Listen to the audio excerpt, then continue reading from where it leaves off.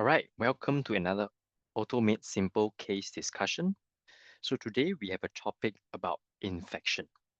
All right, and right now this is a clinical photo of this patient's right leg. In particular, I note that there is a collection over the right lateral malleolus. Right, this is a little toe, so this is a right lateral malleolus. I note that there is overlying unhealthy skin changes with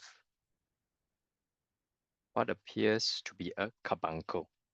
There is surrounding erythema, right, of the skin. Now, first of all, I want to ensure the patient is stable, making sure the patient is not in septic shock.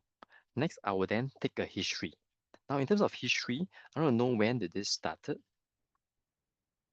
how long it has been.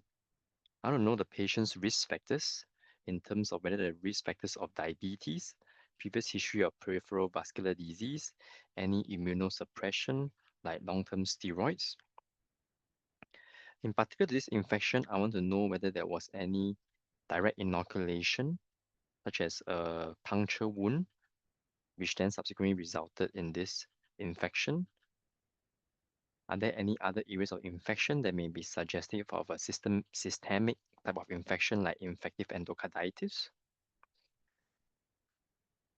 Otherwise, if this is an isolated area of infection, I will then want to examine, all right, this patient's right lower limb.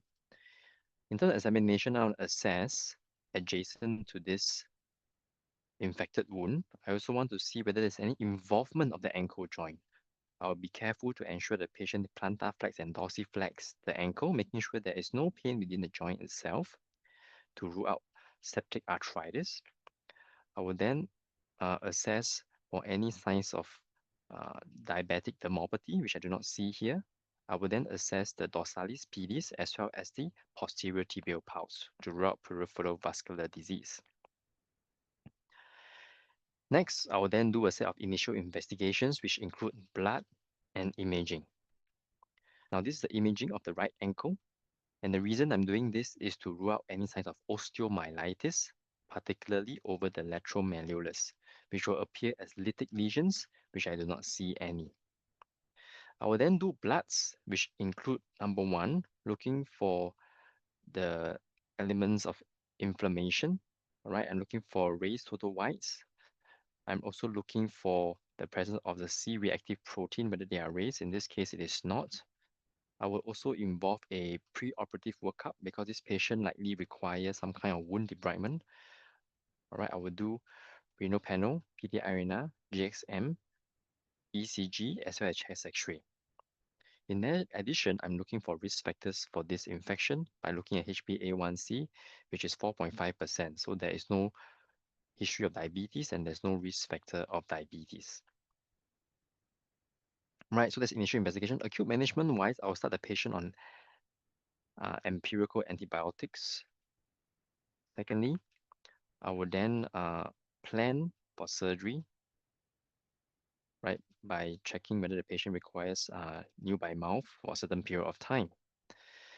Now, in this case, I do not need any advanced imaging because it's a clear-cut carbuncle. There is no extension down to the joint based on clinical examination. All right.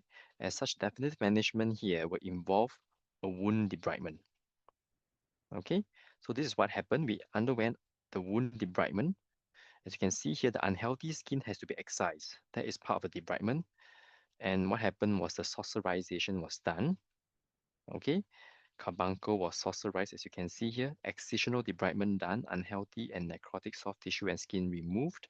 The pus and soft tissue were sampled for culture. It is then washed and packed.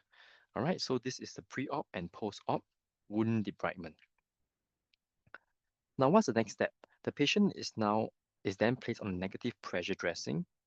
All right, and then we trace the cultures. For this patient, as you can see, the wound was rather unhealthy. And if we leave this open, it would take a long time to heal.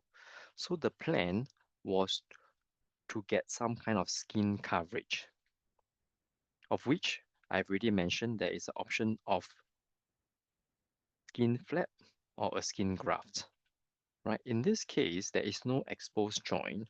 There's still overlying fascia which is still healthy, and therefore a skin graft would be a good option. All right, nevertheless, the patient underwent 2 more surgical debridements to ensure that the wound bed is clean. As you can see, progressively, the surrounding skin is healthier with less erythema and less inflamed. And the cultures were taken at each surgery to ensure they were negative so that the skin bed is ready, the wound bed is ready for application of a graft. Now, in this case, the patient did not have a skin graft, instead have a newer type of graft, which is called a dermal matrix graft. All right, as you can see over here, there are multiple brands out there, but this is a porcine type of dermal matrix. Right, this is not the same one that the patient had, but in essence, this is just a skin graft replacement, right? It is rich in collagen, and hopefully with this coverage, the skin can heal uh, in a faster manner.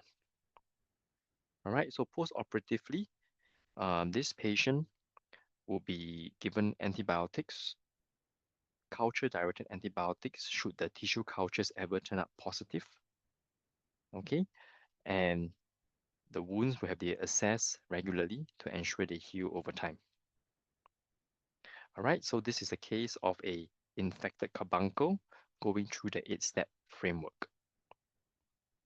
Feel free to ask me if you have any other questions.